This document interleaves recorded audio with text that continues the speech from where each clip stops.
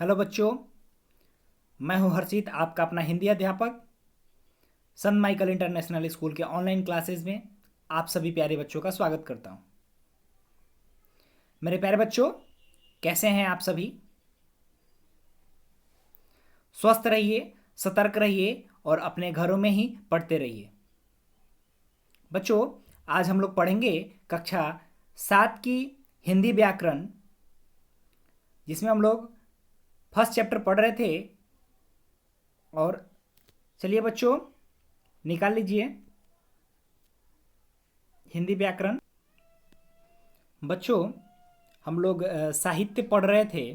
ज्ञान के संचित कोश को क्या कहा जाता है? साहित्य कहा जाता है। और साहित्य के कितने भेद होते हैं? तो दो भेद होते हैं, गद्य साहित्य और पद्य साहित्य।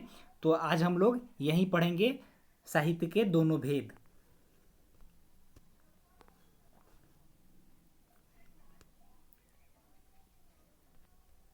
बच्चों,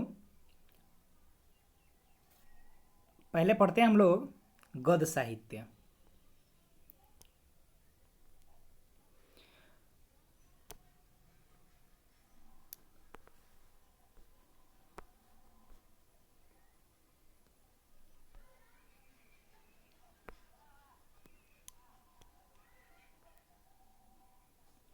गद्य साहित्य जब विचार साधारण बोलचाल की भाषा में लिखे जाते हैं तब वे गद्य साहित्य की श्रेणी में आते हैं।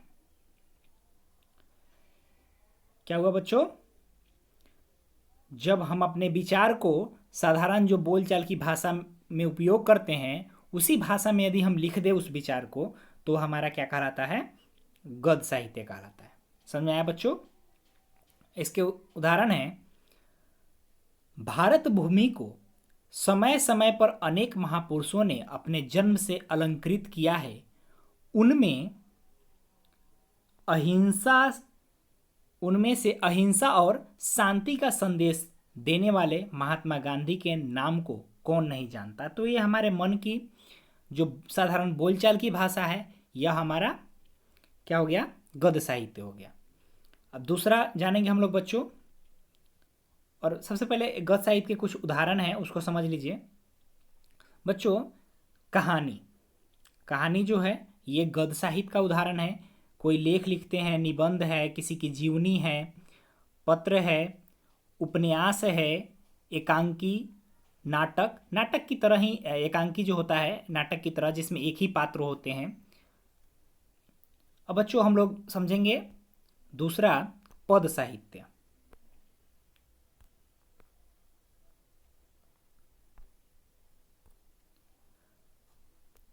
पद साहित्य जब विचारों को काव्य शैली में प्रस्तुत किया जाता है तब वह पद साहित्य कहलाता है।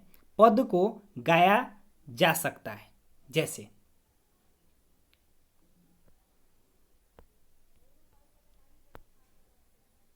बच्चों, तो पद साहित्य क्या होता है? जब विचारों को हम मतलब कविता के रूप में प्रकट करते हैं तो वो हमारा पद साहित्य कहलाता है। और इसे हम गा सकते हैं।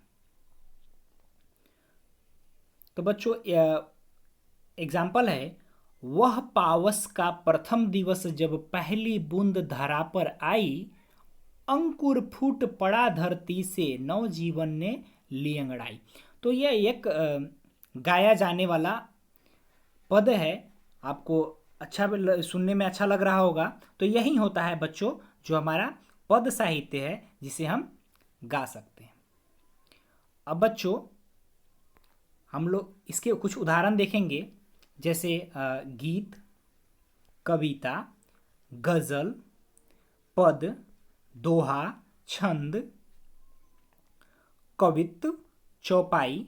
चौपाई आप लोग को पता होगा बच्चों, रामायण में जो जितने सारे श्लोक हैं लिखे हुए हैं वो सब चौपाई कहलाते हैं। तो बच्चों आपको यहाँ क्लियर हो गया होगा गद्य साहित्य और पद्य साहित्य। अब बच्चों हम लोग व्याकरण समझेंगे। क्या समझेंगे? व्याकरण।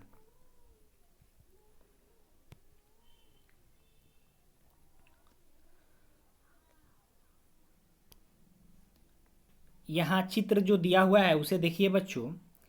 यहाँ एक बच्चा कहता है कि मेरे को तुमको के साथ खेलना है। तो ये तो कुछ सेंटेंस अटपटा है। तो सामने के चित्र में बच्चा अपने मित्र से बात करते समय मेरे को तथा तुमको जैसे शब्दों का प्रयोग कर रहा है। उक्त वाक्य में इन शब्दों का प्रयोग ठीक नहीं है। यह कथन सुनने में भी अटपटा लग रहा है क्योंकि यहाँ भाषा का प्रयोग शुद्ध रूप में नहीं हो रहा है। किस शब्द का प्रयोग कब और कहाँ और कैसे करना है, इसका ज्ञान व्याकरण कराता है। तो प्रत्येक भाषा के कुछ नियम होते हैं जो उस भाषा पर नियंत्रण रखते हैं। ये नियम भाषा की शुद्धता बनाए रखता है और इन नियमों की जानकारी व्याकरण से मिलती है। तो बच्चों क्या समझे कि यहाँ जो यह वाक्य है यह कुछ अटपटा है। आपको पता है इससे मतलब कि जो बच्चा बात कह रहा है वो भाषा का शुद्ध रूप नहीं है। तो ये यहाँ हमको यही समझ में आया कि भाषा के शुद्ध रूप का जो ज्ञान हमें कराता है वो क्या है, व्याकरण है। तो इसका परिभाषा जान लीजिए बच्चों। व्याकरण वह शास्त्र है जो भाषा को शुद्ध रूप से बोलना, पढ़ना और लिखना सिखाता है। तो बच्चों इससे अब क्लियर हो गया होगा कि व्याकरण क्या होता है। वह शास्त्र होता है जो भाषा को शुद्ध रूप से बोलना, पढ़ना और लिखना सिखाता है। बच्चों व्याकरण के भाग, व्याकरण के कितने भाग होते हैं? तो बच्चों व्याकरण के 3 भाग होते हैं। पहला होता है वर्ण विचार, फोनोलॉजी, शब्द विचार, मोर्फोलॉजी और वाक्य विचार, सिंटैक्स। तो बच्चों सबसे पहले हम लोग पहले भाग को पढ़ेंगे, वर्ण विचार को पढ़ेंगे। इसमें वर्णों के रूपों का ज्ञान प्राप्त करके उनके उच्चारण और लिखने की विधि के विषय में विचार किया जाता है। तो बच्चों यहाँ क्या किया जाता है, तो यहाँ हम वर्ण विचार में वर्णों का सबसे पहले ज्ञान लेते हैं और उसके लिखने के तरीकों को समझते हैं कि ये वर्ण कैसे लिखे जाएंगे, किसके बाद कौन सा वर्ण लिखना है। तो ये इसके अंदर हम लोग जानते हैं। तो ये हो गया वर्ण विचार। तो समझ में आ गया होगा बच्चों। दूसरा है शब्द विचार। इसमें शब्दों के भेद, उनकी उत्पत्ति, बनावट और परिवर्तन आदि के विषय में विचार किया जाता है। तो बच्चों आपको पता है कि वर्णों को मिलाकर ही हम शब्द बनाते हैं। अब शब्द की उत्पत्ति कैसे है, कौन सा शब्द कहाँ से आया है, इसका बनावट कैसे है, इसमें कैसे परिवर्तन होते हैं, तो इस सब की चर्चा जिसमें की जाती है उसे हम क्या कहते हैं बच्चों, शब्द विचार कहते हैं। अब हमारा तीसरा है बच्चों वाक्य विचार। इसमें वाक्यों की रचना, वाक्यों के भेद, वाक्यों का विग्रह और विराम चिन्हों का प्रयोग पर विचार किया जाता है। तो बच्चों इसके अंदर हम लोग क्या जानते हैं कि वाक्य को कैसे लिखना है, वाक्यों के क्या भेद होते हैं, कहाँ हमको विराम चिन्ह लगाना है। तो इन सबों का प्रयोग जो है हम इसके अंदर सीखते हैं। किसके अंदर? वाक्य विचार के अंदर। तो बच्चों ये आपका क्लियर हो गया होगा। तो अब हम लोग नेक्स्ट पेज पे चलते हैं, पेज नंबर 9 पे।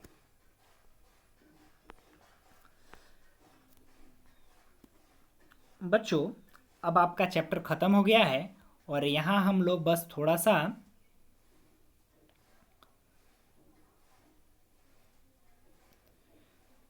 जो इम्पोर्टेंट पॉइंट्स थे इस चैप्टर के उसको जानेंगे।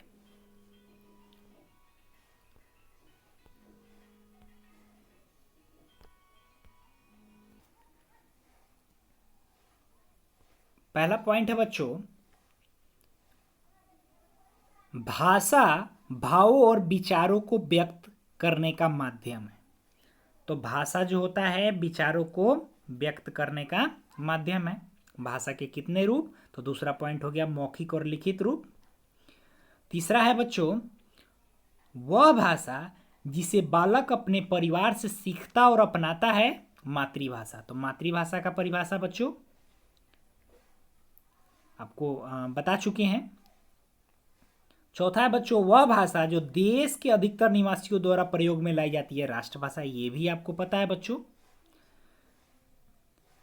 पांचवा पॉइंट है बच्चों वह भाषा जो देश के सरकारी कार्यालयों में कामकाज में प्रयोग की जाती है राजभाषा कहलाती है। जो मतलब ऑफिस में ऑफिशियल जो वर्क होते हैं जितने सारे, उसमें जो भाषा प्रयोग में लाई जाती है वो राजभाषा हो गई।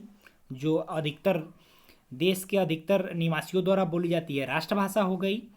और जो बच्चा अपने परिवार से जो भाषा सीखता है वो आपका मातृभाषा हो गया।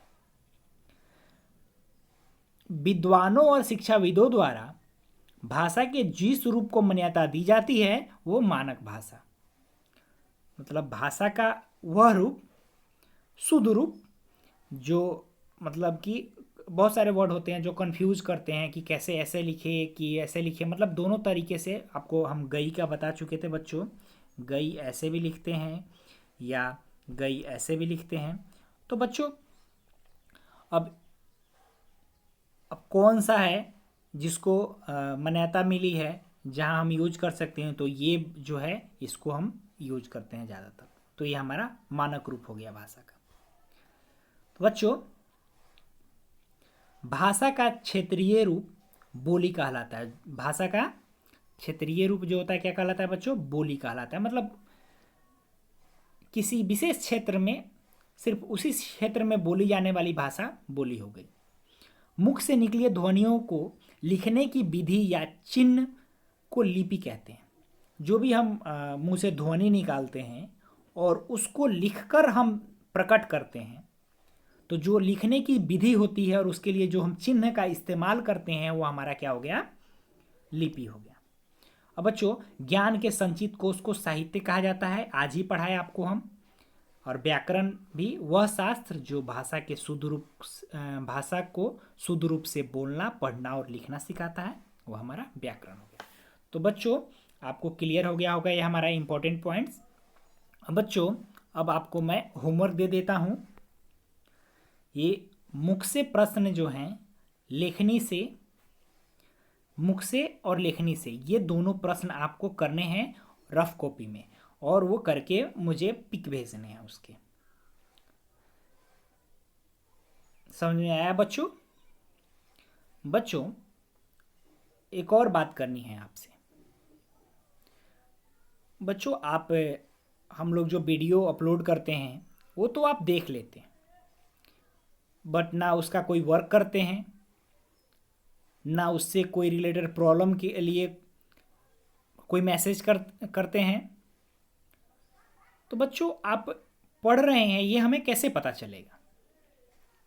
आप मैसेज करें जो आपको प्रॉब्लम है, जो भी वर्क दिया जा रहा है उसको पूरा करें और उसको भेजें, और उसके साथ अपना नीचे नाम लिखे। प्रत्येक मैसेज, जो भी मैसेज करे उसके साथ अपना नाम लिखे। तो बच्चों आशा करता हूं कि मैंने जैसे कहा वैसे आप लोग करेंगे। तो बच्चों आज के क्लास में इतना ही, मिलते हैं नेक्स्ट वीडियो नेक्स्ट क्लास में। तब तक के लिए दीजिए मुझे इजाज़त। धन्यवाद।